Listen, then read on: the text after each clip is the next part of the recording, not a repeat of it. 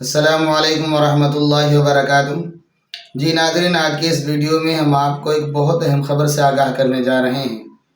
جس کا تعلق حضرت مولانا ارشد مدنی صاحب کے بیان سے ہے۔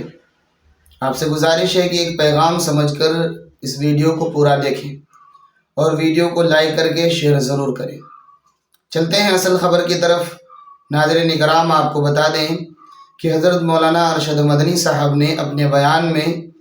مسلمانوں میں تعلیم کی کمی اور فتنے ارتداد کو لے کر ایک بہت بڑا پیغام جاری کیا ہے۔ حضرت مولانا ارشد مدنی صاحب نے اپنے بیان میں کہا کہ پورے ملک میں جس طرح کی مذہبی اور نظریاتی جنگ اب شروع ہوئی ہے، اس کا مقابلہ کسی ہتھیار یا ٹیکنالوجی سے نہیں کیا جا سکتا، بلکہ اس جنگ میں سرخروئی حاصل کرنے کا واحد راستہ یہ ہے کہ ہم اپنی نئی نسل کو اعلیٰ تعلیم سے مزین کر کے اس لائق بنا دیں کہ وہ اپنے علم کے ہتھیار سے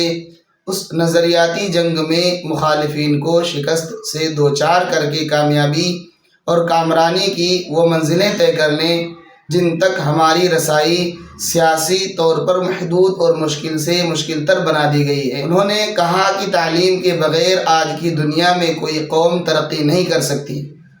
انہوں نے یہ بھی کہا کہ دنیاوی تعلیم کے ساتھ ساتھ ہمیں اپنے بچوں کو مذہبی اور اخلاقی تعلیم بھی دینی چاہیے، تاکہ وہ آگے چل کر اپنی عملی زندگی میں ایک کامیاب انسان ہی نہیں بلکہ ایک اچھا انسان بھی بن سکے۔ ہمیں ایسے اسکولوں اور کالجوں کی اشد ضرورت ہے جن میں دینی ماحول میں ہمارے بچے اعلیٰ دنیاوی تعلیم کسی رکاوٹ اور امتیاز کے بغیر حاصل کر سکیں۔ حضرت مولانا ارشد مدنی صاحب نے قوم کے با اثر افراد سے یہ اپیل بھی کی ہے کہ جن کو اللہ تعالیٰ نے دولت دی ہے وہ زیادہ سے زیادہ لڑکے اور لڑکیوں کے لیے الگ الگ ایسے اسکول اور کالج بنائیں جہاں بچے دینی ماحول میں آسانی سے اچھی تعلیم حاصل کر سکیں۔ مولانا ارشد مدنی صاحب نے کہا کہ اس طرح کے تعلیمی اداروں کو ایک مثالی ادارہ بنانے کی کوشش ہونی چاہیے، تاکہ ان میں غیر مسلم والدین بھی اپنے بچوں اور بچیوں کو پڑھانے کو ترجیح دیں۔ اس سے نہ صرف باہمی میل جول اور بھائی چارے میں اضافہ ہوگا بلکہ ان غلط فہمیوں کا بھی خاتمہ ہو جائے جو مسلمانوں کے خلاف فرقہ پرست عناصر کی طرف سے منصوبہ بند طریقے سے پھیلائی جا رہی ہیں۔ ارتداد کے فتنے کو خطرناک قرار دیتے ہوئے مولانا ارشد مدنی صاحب نے کہا کہ مسلمانوں کے خلاف اسے منصوبہ بند طریقے سے شروع کیا گیا ہے،